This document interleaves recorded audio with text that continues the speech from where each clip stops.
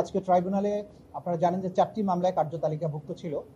তার মধ্যে 2টো ছিল পুরাতন মামলা, যেগুলোতে আমরা সময় চেয়েছি, ডিফেন্স পক্ষ সময় চেয়েছেন, সেগুলোর সময় দেওয়া হয়েছে। কারণ পুরাতন মামলার সাক্ষী আসছে না, আসামিরাও হাজির হচ্ছে না, সেগুলোর ব্যাপারে নেসেসারি আদেশ তারা দেবেন আদালত, সে কারণে সময় দেওয়া হয়েছে, পরবর্তী তারিখ দেওয়া হয়েছে। নতুন মামলায় অর্থাৎ জুলাই আগস্টের পরের যে মামলাগুলো হয়েছে তার মধ্যে 3 নম্বর আইটেমে ছিল চট্টগ্রামের যে মানবতা বিরোধী অপরাধ হয়েছে জুলাই আগস্টে, সেই মামলাটির তারিখ নির্ধারিত তারিখ ছিল আজকে। সেখানে আসামি ফজলে করিম চৌধুরীকে আমরা একদিনের জন্য ইন্টারোগেশনের অনুমতি চেয়েছিলাম, আদালত সেটা দিয়েছেন। আগামী 16 জুলাই তাকে একদিনের জন্য ইন্টারোগেট করার অনুমতি দেওয়া হয়েছে, 16 এপ্রিল। এবং ওই মামলাতে আরও একজনকে গ্রেপ্তার করে আজকে হাজির করা হয়েছিল, ফিরোজ, যার বিরুদ্ধে সরাসরি অস্ত্র নিয়ে মিছিলে গুলি করার অভিযোগ আছে। তাকে আজকে কারাগারে প্রেরণ করার আদেশ দিয়েছেন আদালত।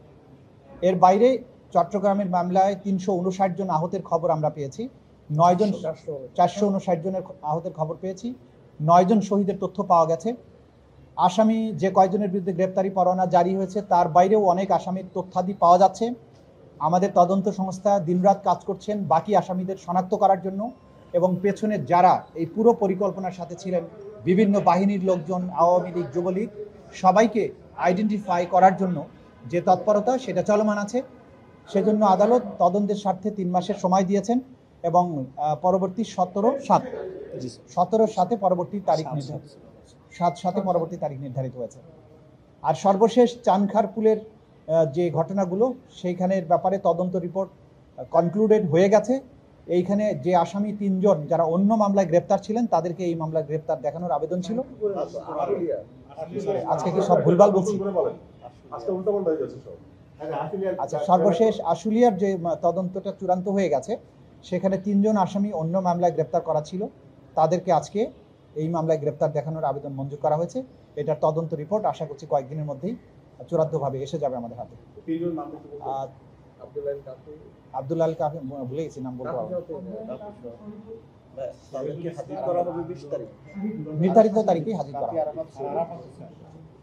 আচ্ছা, এর বাইরে যেটা আজকে আপনারা জানেন যে আমার পেছনে আমাদের এই যে জুলাই আগস্ট সহ 15 বছরের গুম, extra judicial killing, Aynaghor related যে সমস্ত মামলা আছে, তার ভিকটিমরা এখানে উপস্থিত আছেন।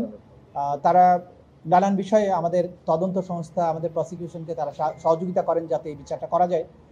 তারা আমাদের বিভিন্ন যে সমস্যাগুলো আছে সেগুলোর ব্যাপারে তারা খুব কিনলি অবজার্ভ করেন। তো গত পরশুদিন আমরা যে ব্রিফিংয়ে কিছু নিরাপত্তাহীনতার কথা বলেছিলাম বা আমরা যে চ্যালেঞ্জের কথাগুলো বলেছিলাম, সেগুলো শোনার পরে তারা মনে করেছেন যে তারা আমাদের পাশে এসে আমাদের প্রতি তাদের সহমর্মিতা জানানো উচিত। এই কারণে তারা এসেছেন। আজকে তাদের পক্ষ থেকে ওনারা 2-1 কথা বলবেন, সেই বিষয়ে আমি ওনাকে ফ্লোর ছেড়ে দিচ্ছি, ওনারা কথা বলতে চান। জি, ঠিক আছে। আমরা গতকাল শুনলাম প্রধান উপদেষ্টা একটা সচিব বললেন যে আইসিসি থেকে যদি জুলাই গণহত্যা সহযোগিতা চাওয়ার বিষয়টি, তাহলে আইসিসি সহযোগিতা করতে প্রস্তুত আছে। সেক্ষেত্রে কি ধরনের সহযোগিতা আপনারা নিতে চান, অথবা মানে কি প্রক্রিয়া এটা নেওয়া যায়, কি আইনটা কি বলবেন? দেখুন, মাননীয় প্রেস সেক্রেটারি যেটা বলেছেন, এটা সম্পর্কে আসলে আমি পত্র পত্রিকায় দেখেছি, ওনার সাথে আমার কথা হয়নি। আমরা নীতিগতভাবে বাংলাদেশের যে চলমান গণ হত্যা বলেন অথবা ক্রাইমস অ্যাগেনস্ট হিউম্যানিটি যে মামলাগুলো আছে, আমরা বাংলাদেশের এই ট্রাইব্যুনালেই এই বিচার করার ব্যাপারে আমাদের সিদ্ধান্ত রয়েছে। আমরা কোনো অবস্থাতেই এই বিষয়টি আইসিসিতে প্রেরণ করতে চাই না, এটা আমাদের সম্মিলিত সিদ্ধান্ত। উনি হয়তো কোনো একটা অন্য কোনো বিষয়ের বিবেচনায় হয়তো এটা বলেছেন, তার সাথে আমাদের কথা হয়নি।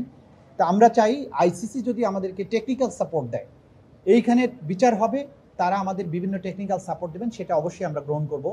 যেমনটি আমরা জাতিসংঘের কাছে সাহায্য চেয়েছিলাম, তারা আমাদের প্রসিকিউটর এবং ইনভেস্টিগেটরদের বিভিন্ন ট্রেনিং দিয়ে সাহায্য করেছেন। যে তদন্ত তারা করেছেন সেই রিপোর্ট আমাদেরকে দিয়েছেন।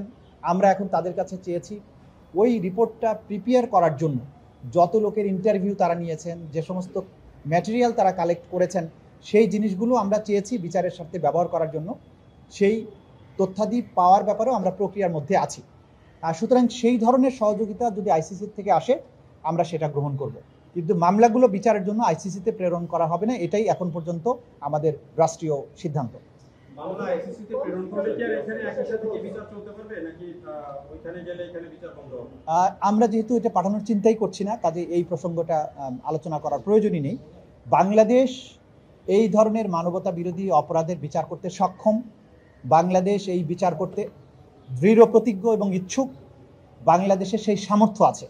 সুতরাং ঘটনা বাংলাদেশে ঘটেছে, আসামিরা এই বাংলাদেশেই বাস করে বা বাংলাদেশের আশেপাশেই আছে, সাক্ষীরা এখানকার।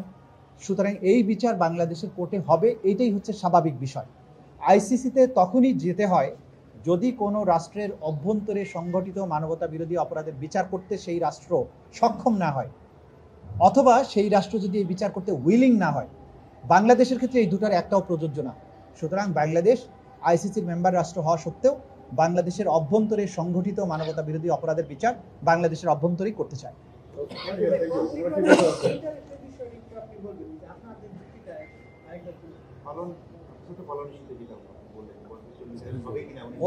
এটা আমি বারবার বলতে চাই না, এটা তো খুব বেশি বড় ইস্যু না।